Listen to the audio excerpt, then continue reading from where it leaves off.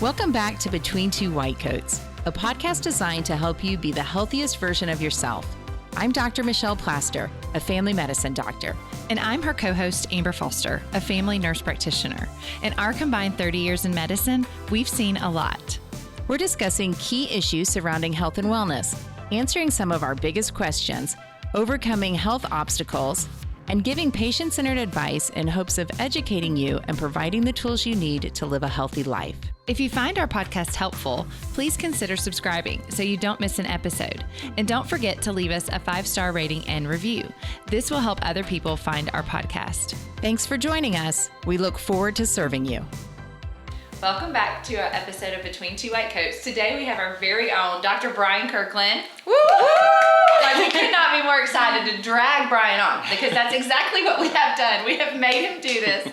Yes, if you know Dr. Kirkland, you know he is doing us a big favor and maybe doing his wife a big favor. Shout out to Becca. Rebecca is one of our most dedicated listeners. Non-paid employee. Yes. And she does a great deal of recruiting for me. Thank you, Rebecca. I love you so much. I wouldn't know Amber if it wasn't for her. She had a dinner party, invited Amber, and we hired her shortly after. But this is not about Rebecca. This is about her lovely other half. Yes.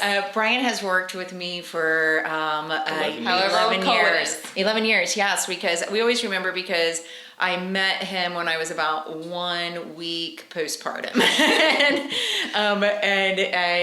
We have been helping patients together for a long time. I greatly enjoy the ability to get to work with him. And he's internal medicine. He does some amazing things for our family health. One of which that I think is one of his favorite things that he does is home visits for our geriatric patients. If they can't get to us, you get to him. You get to them.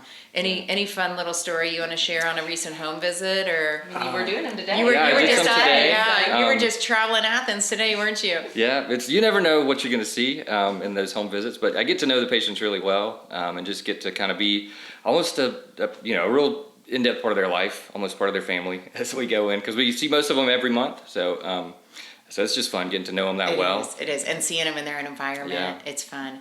I used to love doing home visits too, and they'd give you tea when you show up, and it just doesn't happen in the clinic that much.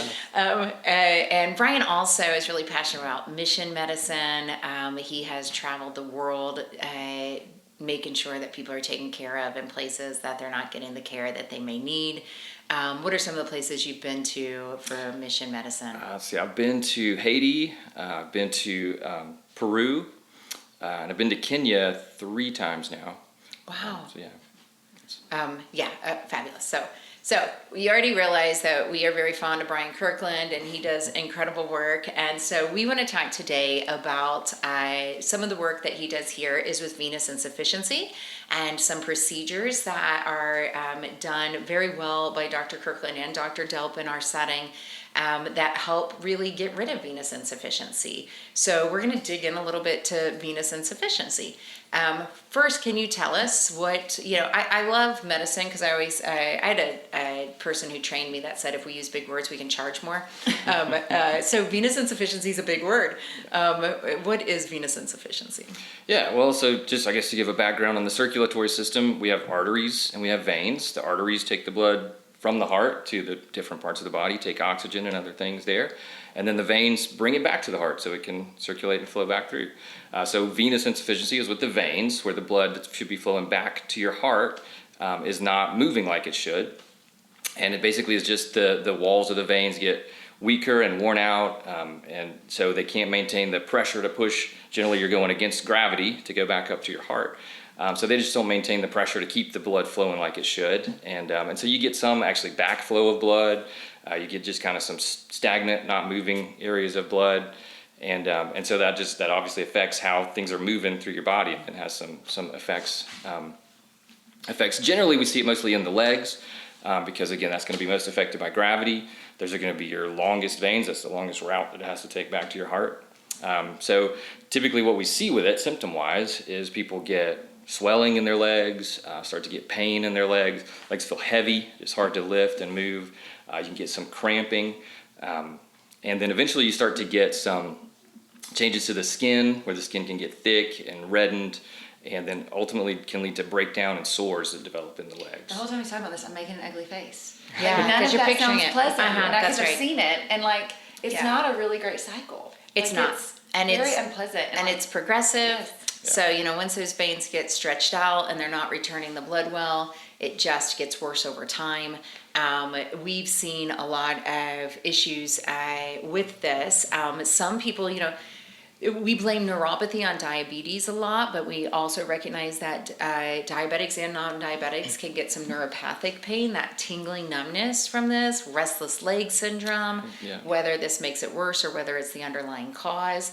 But when that kind of stale blood, if you will, that blood that doesn't have nutrients and oxygen in it needs to be returned to the heart, is just hanging out down there, then you end up getting swelling and you end up getting all these other complications that just get worse over time. Yeah, and when you get to the later stages where there's changes in the skin, where there's sores, a lot of times those don't reverse. You can reverse swelling, you can reverse pain, but as it gets farther along, you can't reverse some of those other symptoms. Yeah, and in this being chronic and progressive, Right. if we can catch it a little bit earlier, if we can try to prevent it from getting so bad, I frequently will say to my patients when we recognize that they have venous insufficiency that fixing it is an important thing, because not everything in medicine can we fix, but some things we can. And when we can, then it doesn't go on to become these really big swollen ankles or wounds that are recurrent and struggle to heal. So if we can fix these things, we want to.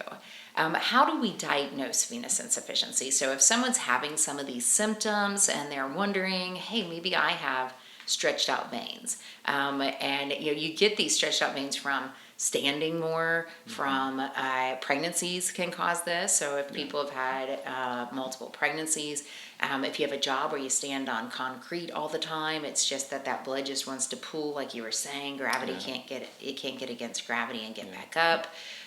So there's a number of different risk factors. Genetics. So Genetics. if your parents, grandparents had big swollen legs or varicose veins, then genetics is one that we can't do anything about. But Can't do anything about. We have yet to find Smokers. a pill for genetics, and we've yet to find a pill for aging. Right. And both of those things can contribute to venous insufficiency. Yeah. Smokers will have Circulatory, worse circulatory issues.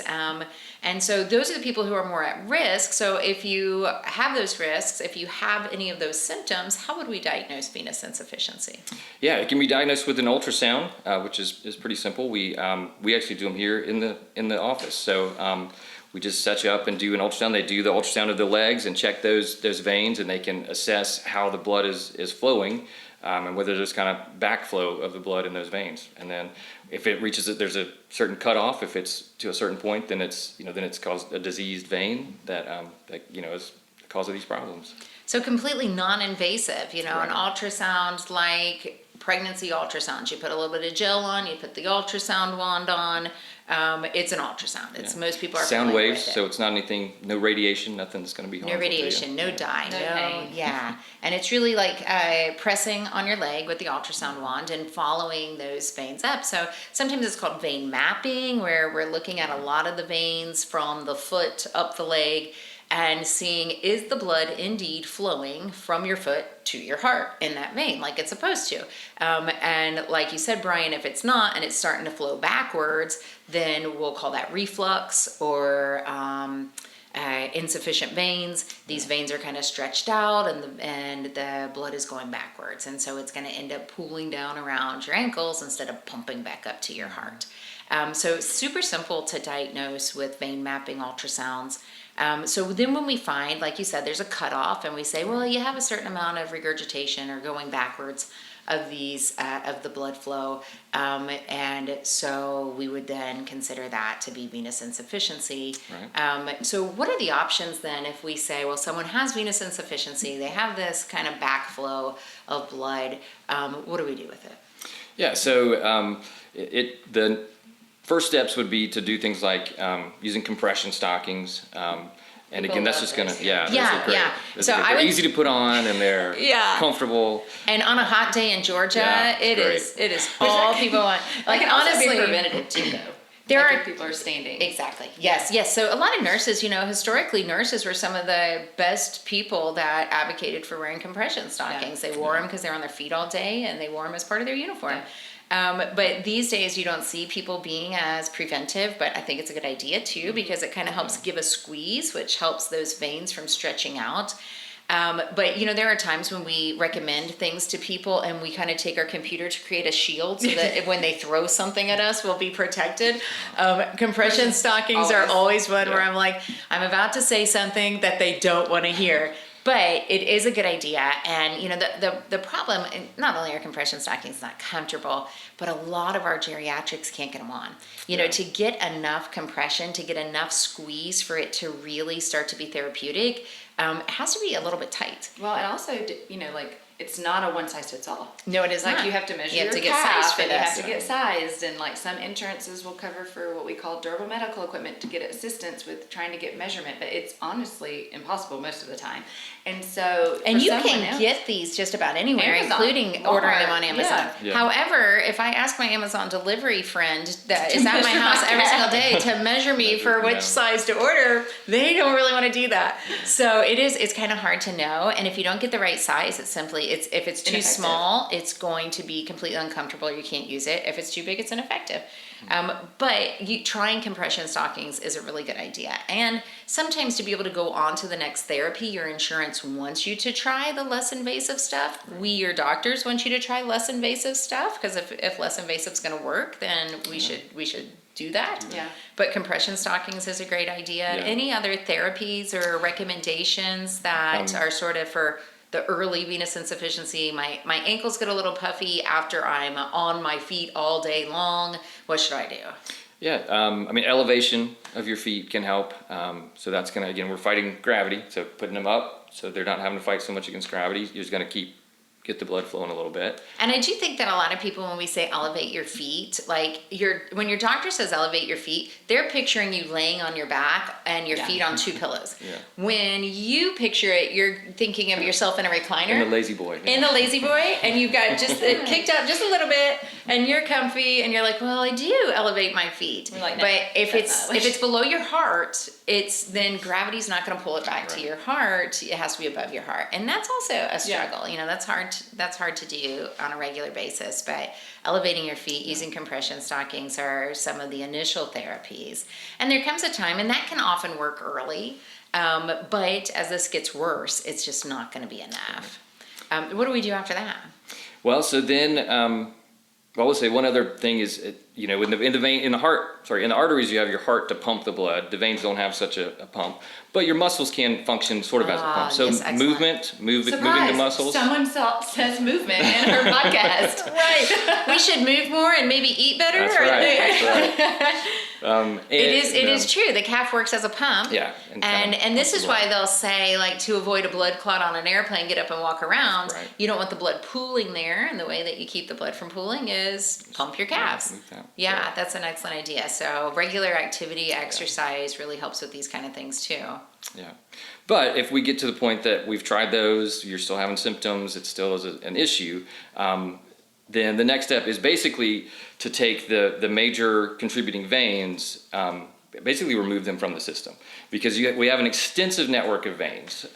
There's a lot of tributaries and things that the blood can go through. So if we take out the ones that aren't functioning, then the blood's going to move to the good ones, and it's going to start circulating better.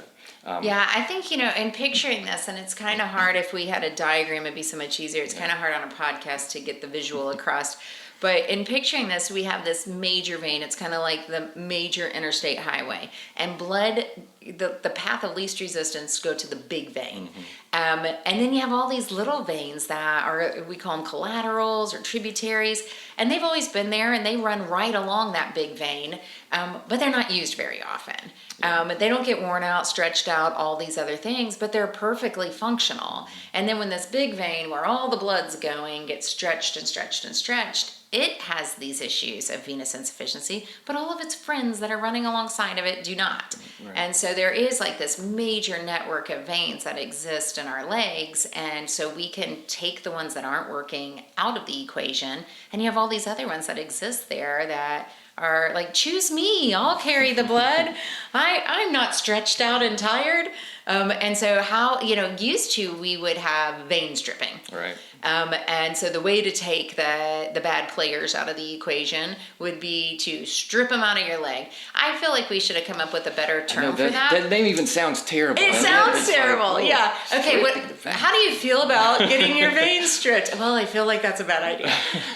And gratefully, we don't do that. Yeah. That is, really actually surgically removing these veins from your legs to get rid of them and let the collateral ones work. Is not the way that we approach this. So what are the procedures that help to utilize those collateral veins and kind of get rid of the bad players? Yeah, so now instead of vein stripping and removing the veins, we do what's called vein ablation. So we just close down the vein. And the two main ways that happens, and the two that we do here, are through either heat. One is called radiofrequency ablation, so it uses radio waves to heat up the vein and basically like cauterizes it, like closes the walls of that vein down so it's shut off and the blood's not flowing through there. To do that, well, I'll say the other one. The other one is using an adhesive that goes in. So we inject an adhesive inside the vein, and again, it closes down that vein and takes it out of the system. To do that, we use a catheter that goes inside the vein. So we have to basically get access there, sort of like starting an IV, like starting an IV in your leg. So we use a... That's not very painful. No, it's not very painful. We give some lidocaine, numb everything up, and then we do that. We use the ultrasound still to find, so we're finding the vein, knowing we're in the right vein, and hitting just where we need to be. And then we get access to the vein, run the catheter in, and then treat and then come down and treat. So we kind of remove the catheter down as we treat and finish up taking that out, and then the veins out of the system, and the blood flows through those other veins that can work normally. So we have gone in more or less, injecting putting a catheter into the vessel, and then close off the bad vessel either by more or less gluing it or heating it to close it off. And then it kind of shuts down and all of the collaterals can take over. This is an in-office procedure, and what is kind of the pre and post of this procedure? Yeah, it's so there's no like anesthesia. Again, it's a very little pain involved with the procedure itself. Some people we will use something like an Ativan to help just be, because we understand you can be nervous coming in for things. Absolutely. I get nervous just going to the doctor for a well check. So yeah, we may do that, but it's nothing where we're going to put you under or have you on full anesthesia. It's just right here in the office. And then the procedure itself takes about an hour, kind of for setup and getting the ultrasound and doing the procedure. And then afterward, we want you up and walking. We want those legs pumping the blood, moving them through those other good veins. So we have you up. We want you moving, walking, regular activities. We do want to limit strenuous activities, so no big, heavy exercise or heavy lifting or running or things like that for really just about a week, 5 to 7 days. And then after that, back to full activities to the things you normally want to do. So you walk in, you walk out, Right. You can return to regular activities of daily living, just not strenuous things. And do you have to wear compression stockings after? It is useful to wear compression stockings after. So we do want you to put those on, again, for about 3 or 4 days after, wear those. And it's just, again, we're trying to make sure that blood that hasn't been moving well, get it pushed into those good veins and kind of get the circulation moving well again. If you're on a blood thinner, do you stop the blood thinner before this procedure, or? We do usually tell people you can take aspirin, but other stronger blood thinners, we have people hold them for just a day or two. And it's not a big risk to be on a blood thinner. It's not like it's gonna damage anything. It's just harder to get afterwards to stop the bleeding at the site. Yeah, because we stuck you with a needle catheter, Exactly. and so it's going to ooze a little bit where we stuck you. All in all, how long have we been doing this procedure here? Oh man, a few 4 years. years? Yeah, 3 or 4 years. Yeah. And when we started offering it, and we offer a number of these things because it's just convenient for our patients, and we have wonderful physicians like Dr. Kirkland who are capable of doing it well, and you've done hundreds at this point. When patients started coming back from it, It was incredible. We had one patient, this one stands out to me. Great guy, I've been taking care of him forever. And he has horrible, he's a horrible back and he has horrible neuropathic pain. Probably mostly from his back, but he had a lot of venous insufficiency. And I really thought maybe we can get your neuropathic pain to be a little bit better.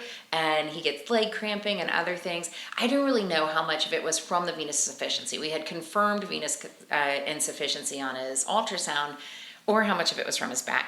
Well, as insurance does, they let us do one leg. Yeah, that's what I was and gonna then say. That's they what I was changed the whole approach to all of it and would not approve the second leg. And so he told me for a year, my leg that we did that procedure on feels so remarkably better. It's not as numb, it's not as painful, it wasn't swelling like it had been before. And the one that we did not do the procedure on, and we of course tried to refer him to get it done elsewhere, but he was like, I don't want to travel all the way over here. I'm going to wait until I can get it done here. And then finally we fought with insurance, as we do, and got it approved. And then he had all the same relief in the second leg. And that's just one scenario, but he really could tell the difference because he didn't get to get them both done. Our little old people who get rid of some swelling, I hate giving a little old person a bunch of Lasix to get the water out of their ankles, and frequently when it's venous insufficiency and other things, it doesn't work that right. well, yeah. And then we're dehydrating them, and they're not going to take it because they don't want to use the bathroom as much as they're using it now. But Increased risk for falls when you do that. yes, there's so many bad adverse effects of trying to diurese someone for that ankle swelling with medicines when we could actually go in and fix the problem. And I think too many times I don't have a solution for people to say, we can actually fix this and make it much better, and you don't have to take a pill the rest of your life, and you don't have to, worry about other things. So I think it's just been really rewarding for us to be able to say, hey, you know what? We identified a problem, we fixed it, and your symptoms got better. That's what I've seen the most of, is like insurance will pay for like one leg at a time, so there's time in between, so that's kind of very typical. And I've had patients who have seen in between procedures with Brian, and like one leg is great and the other one they're like, oh my gosh, could it just please hurry up? I can't wait till we can get this one in. Yeah, because they do feel so much better. Yeah, it's a fairly simple procedure. It's a safe procedure.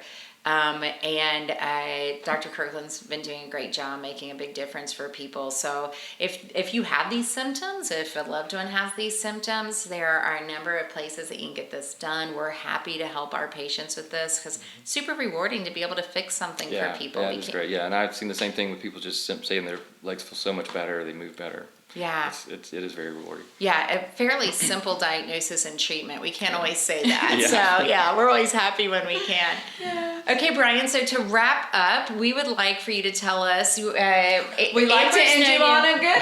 But even before the good note. Sorry. I was going to make you do that too. Amber's known you longer than I have. I've known you for We're 11 neighbors. years. Our kids are friends. Yes. So. Tell us something that we might not know about you. Let's put you on the spot and learn something about Dr. Kirkland today. Well, just off the top of my head, here's one that you may or may not know. When I was in college, my school, I went to University of South Alabama down in Mobile, go Jags. And they every year have this big volleyball tournament in pits of mud called ooze ball. And I am a one-time champion, ooze ball champion. I didn't know that. That's awesome. That's awesome. I absolutely did not Yes. remember reading that under your special skills right. on your resume when you were hired. Yeah, that's awesome. Okay, no, we did not know that. I like it. So thank you so much for joining us. You are near and dear to us, and if you all haven't met Dr. Kirkland, you really need to. He's a fabulous guy, and of course, shout out to his wife Becca as well. Thank you so much, all of you, for listening today. I hope that there was something that you can take away about venous insufficiency, something that maybe a phrase you never heard before and know a little bit more about. Thanks so much for joining us. We like to end you on a good note, so today's Tell Me Something Good is graduations. Graduation is a great time to celebrate the end of something fabulous and the beginning of something new. So congratulate a graduate today. Thank you for joining us, and until next time, take care of yourself.